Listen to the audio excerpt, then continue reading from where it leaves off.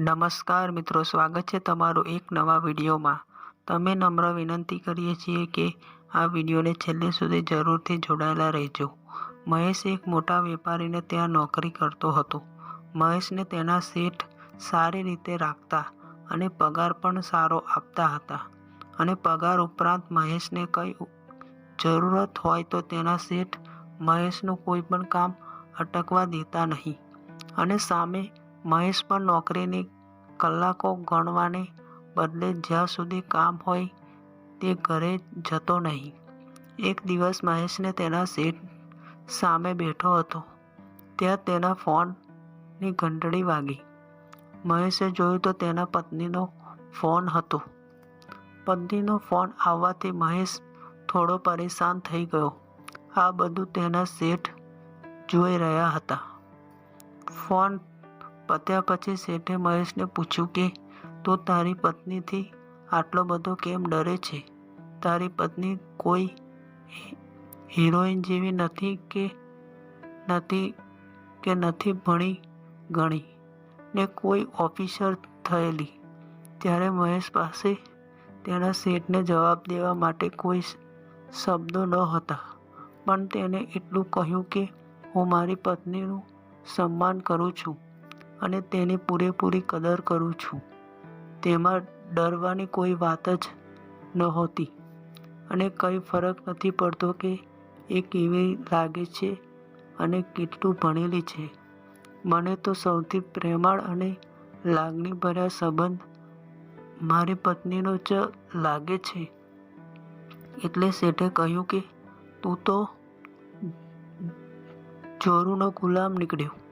પત્નીનો સંબંધ તને સૌથી પ્રેમાળ અને લાગણીવાળો લાગતો હોય તો બીજા બધા સંબંધને તું કઈ રીતે કરતો નથી?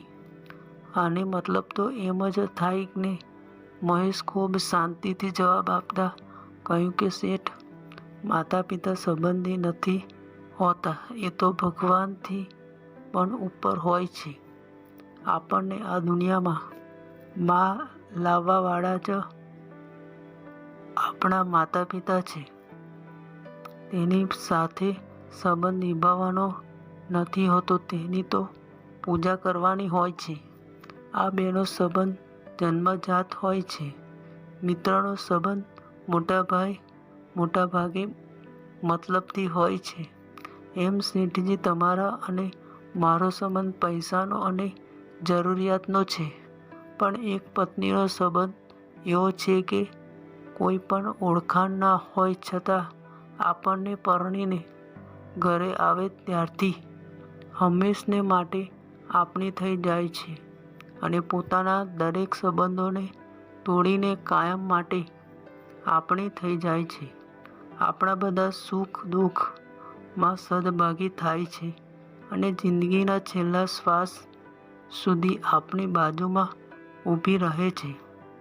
શેઠને મહેશને એકદમ ધ્યાનથી સાંભળી રહ્યા હતા, વચ્ચે કશું જ બોલતા ન હતા।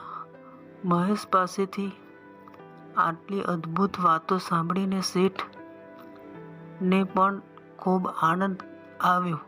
મહેશને કહ્યું કે પત્ની એ કોઈ એક સંબંધ નથી, એ તો સંબંધનો ભંડાર છે। કારણ કે તે જ્યારે આપણી સેવા કરે છે ત્યારે એક માં બની જાય છે। જ્યારે તે આની સાથે લાડ પ્યાર કરે છે અને આપણને ભૂલપાર ખીજાઈ જાય ત્યારે એક બહેનની બની જાય છે। જ્યારે આપણી પાસે કઈ વસ્તુ લેવા માટે જીદ કરે છે ત્યારે એક દીકરી જેવી બની જાય છે।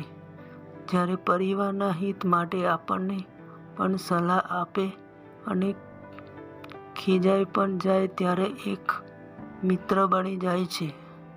જ્યારે આખા ઘરની ચીજવસ્તુની ખરીદીનું બજેટ બનાવે અને બધાને રાજી રાખે ત્યારે તે એક શેઠાણી બની જાય છે અને આખી દુનિયાને છોડીને આપણી પાસે બેસીને પ્રેમથી વાતો કરે ત્યારે આપણી પ્રેમિકા બની જાય છે। અને આપનો પ્રાણ આત્મા બની જાય છે અને આની ઉપર બધું ન્યૂછાવર કરી દે છે. હવે તમે જો કહો હું મારી પત્નીની કદર કરું અને સન્માન આપું તેમાં શું ખોટું છે? શેઠ પાસે મહેશને કહેવા શબ્દ જ નહોતા. જો આ સ્ટોરી તમને પસંદ પડી હોય તો દરેક લોકો જોડે શેર કરજો, તેમજ આ સ્ટોરી વિડીયોને સબસ્ક્રાઈબ કરી લેજો. પછી મળીશું એક નવા વિડીયો સાથે. નમસ્કાર મિત્રો.